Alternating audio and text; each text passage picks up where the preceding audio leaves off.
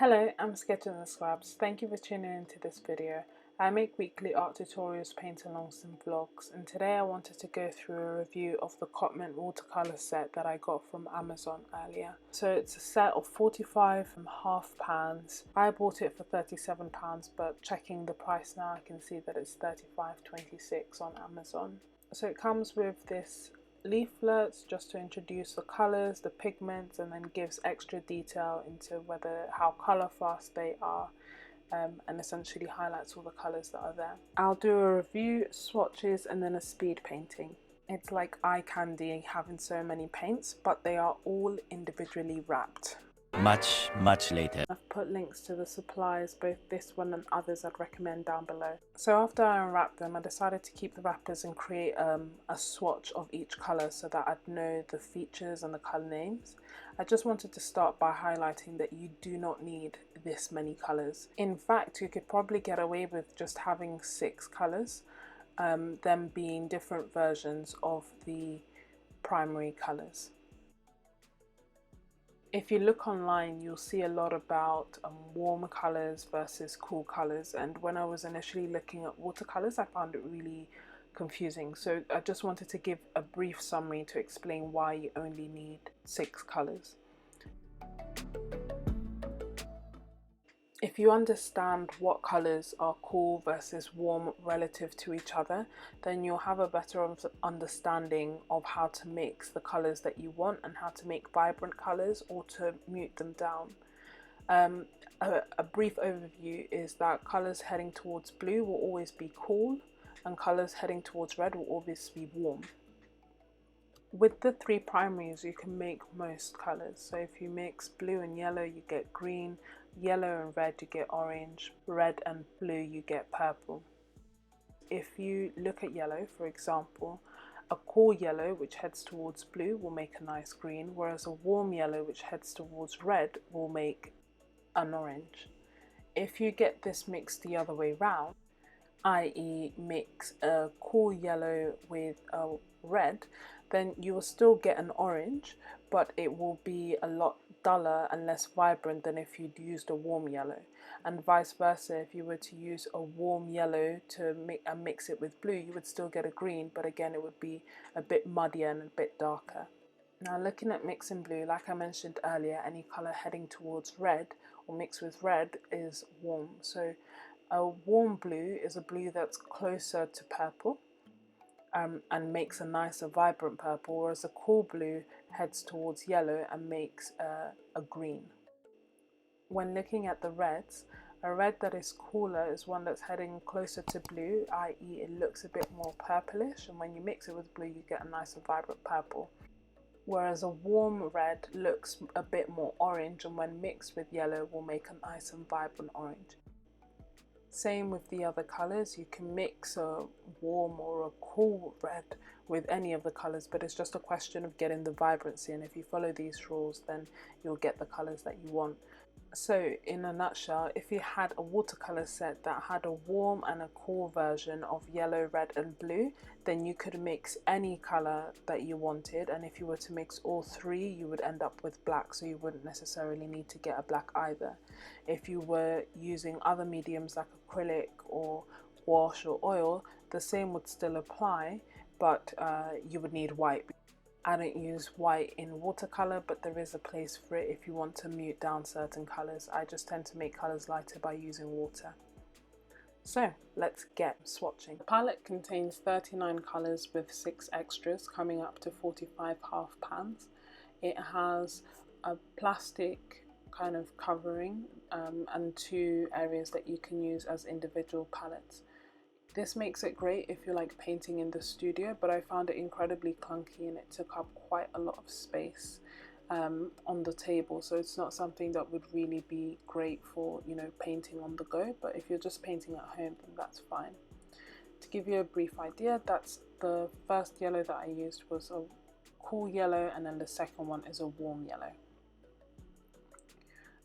There are quite a few yellows in this pack and quite a few pinks and roses. I was really happy about the pinks and roses.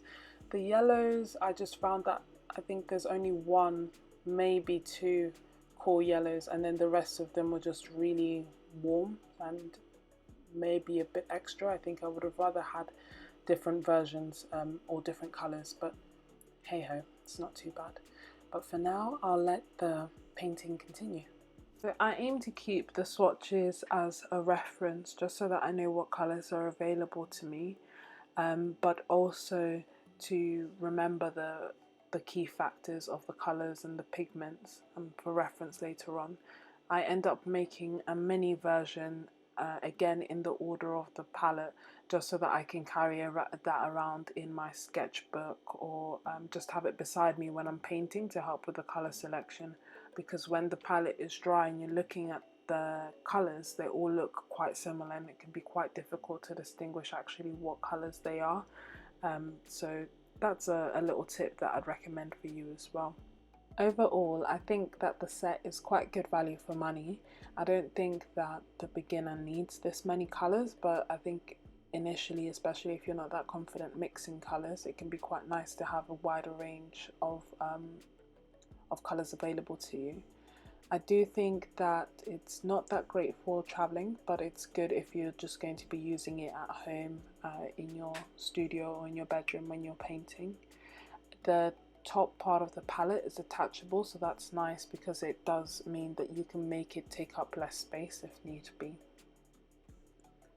The colours are quite good quality for beginners, i.e. this is the Cotman set.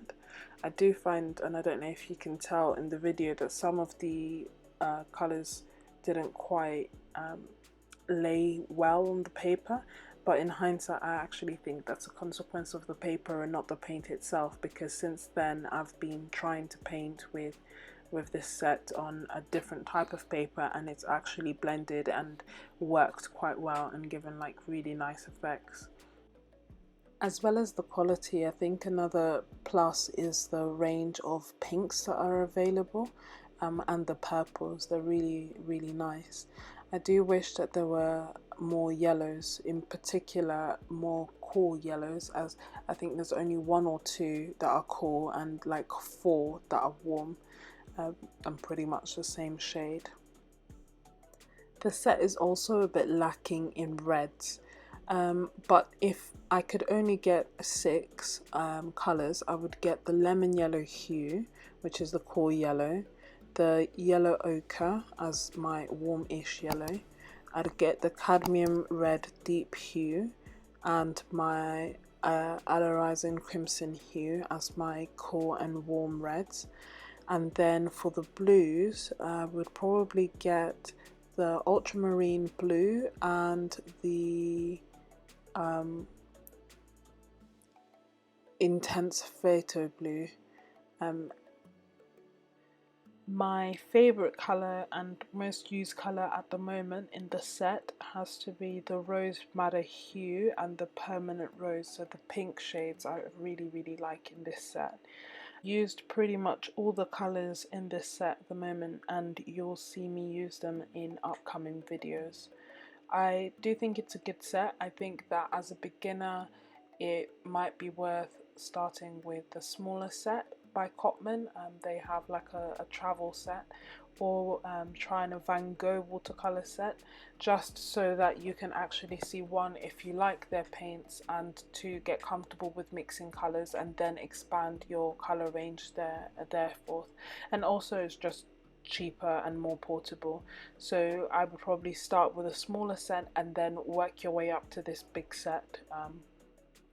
But hey ho, if you want to start with a big set, that's fine too. And then as for the extra colours that they give you, an extra cadmium red deep hue, alizarin crimson hue, ultramarine, yellow ochre, ivory black, and a Chinese white. And the Chinese white that I haven't even touched. I think that's the only colour I haven't used yet. I hope you enjoyed this video. Let me know down below if there are any other questions about this paint that you wanted me to answer, or if there are other paints that you'd like me to review, as I have quite a few. Thank you so much for watching. I really appreciate it, and I hope that you found it useful and gained something from it. If you did, then please subscribe and hit the notification bell so that you can get updates every time I post a video. Don't forget to get in touch on Instagram at Sketches.n.Scrubs. I love getting in touch with other artists. All the best, and until next week, bye.